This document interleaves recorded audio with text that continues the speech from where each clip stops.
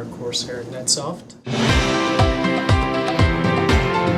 is my first course, and based on my experience thus far, I would definitely consider taking additional courses. The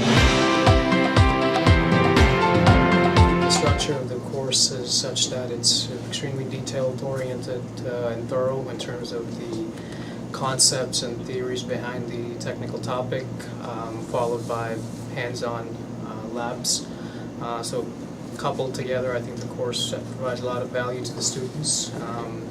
It's very interactive as well, so you're always learning throughout the course. You have a lot of one-on-one question and answers throughout the course itself.